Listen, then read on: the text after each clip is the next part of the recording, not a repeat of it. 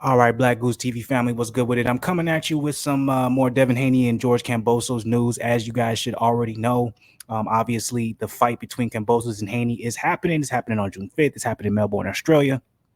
Obviously, that is not brand new news. That's something that is apparent. It's already out there in the boxing world, boxing media. But what I want to discuss is not necessarily the fight being made. What I want to talk about, or at least dig into, or at least give an idea of what's going on, or at least get you guys' opinion on it, to say the least, is the fact that it's a multi-fight deal. It's a two-fight deal that was agreed upon between Haney and Kambosos. And now we're not talking about the fact that, if Haney beat Kambosos, he fights someone else that Louis DeBella or Top Rank has that they want to offer to him, and it's not Kambosos. If he beats Haney, he's going to fight someone else that Eddie Hearn and Matchroom offered him. No, it's the fact that this is a two-fight deal. If Devin Haney happens to beat Kambosos, there is a rematch clause in this particular agreement between the two. Now, why am I talking about it? Why does it mean necessary? A lot of people's gonna be like, well, most champions, they have a rematch clause if they lose. Well, I would argue that to somewhat be false, because I would say that majority of the champions who do have that rematch clause in there are the ones that they find that they're going to make a lot of money on in the long run. So basically, the superstars of boxing, the upper echelons of the upper echelons. You know what I'm saying?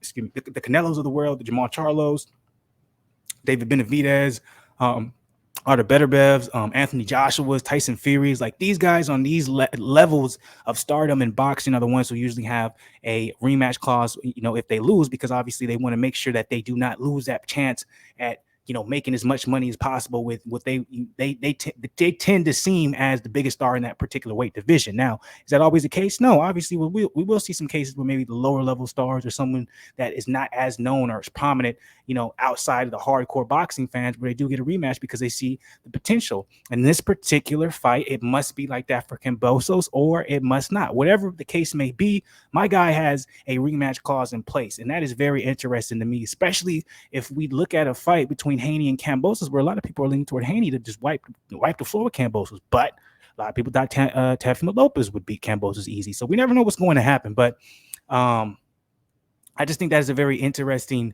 added stipulation to this particular agreement. Now, I wonder if Loma had the same benefits. If Kambosos and Loma would have ended up making the fight happen on June 5th, if Loma would have beat Kambosos, would there have been a rematch clause? Now, of course, there's what has been said is that the same deal that was offered to Loma was essentially offered to Devin Haney with some minor tweaks in it. How true is that? I don't know. But what I want to know is a little bit more information on this particular subject. So let's go into this article. We're not going to read the whole thing, but I want to see if I find out anything that I don't already know. So, per Boxing Scene, Devin Haney has the fight he said he wanted most for the past 4 months. BoxingScene.com has confirmed that Haney has agreed to challenge Kambosos Jr. on June 5th.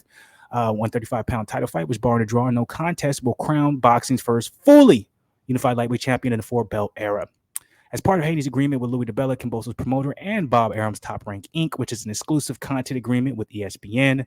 Remember that, guys. Remember that. With Lomachenko not being able to make the fight, we got to remember the top bidder was still Top Rank. So they're still going to be the ones exclusively putting on this fight, which is interesting, with Haney being with, Matchroom and Louis DeBella being Kambosos' promoter and no one being signed, specifically to Bob Arum and Top Rank. That's interesting. But he has agreed to an immediate rematch clause. So who knows if that was in the Lomachenko deal?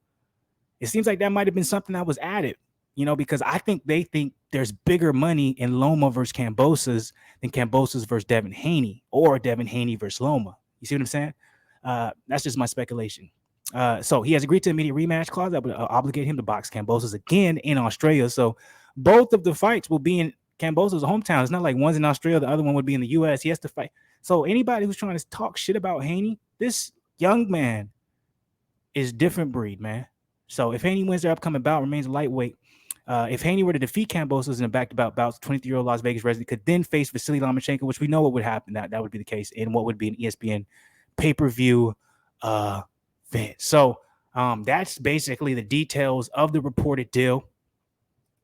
I won't lie, this shows the confidence Devin Haney has, because ain't no way this was Eddie Hearn's idea to move forward this agreement. This entire deal is in favor of Kambosos. This isn't in favor of Haney at all. And then also there's rumors and speculation that Devin Haney took a pay cut for this fight. Apparently he could have made a lot more money, but he didn't want to drag on the negotiations, and he just basically told Eddie Hearn, take whatever the fuck they offer and let's just get this thing on moving and out the way.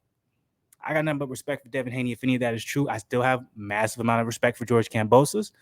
Very interesting details when it comes to this particular multi-fight deal. None of it's in favor of Haney. So any of you guys who have anything to say about Haney or disrespect from when it comes to the young guns at this particular weight division, he's the only guy who's taking real chances and believing what the fuck he's doing. Haney's the real deal, and y'all better watch out for this boy. He's a bad boy. But let me know what you guys think about this particular topic. How do you feel about the whole scenario, the situation? Who you got winning? Do you think the deal seems fair? Do you think there was a short in the stick of Devin Haney? He's just confident. Do you think it's a fair deal because Kambosos obviously beat a guy in Lopez, became undisputed, was supposed to fight Loma, so it only makes sense for the particular deal with Haney to favor Kambosos more since Kambosos is taking a bigger risk rather than waiting for Loma, etc., etc. Let me know what you guys think. Drop it in the comments, like the video, subscribe to the channel.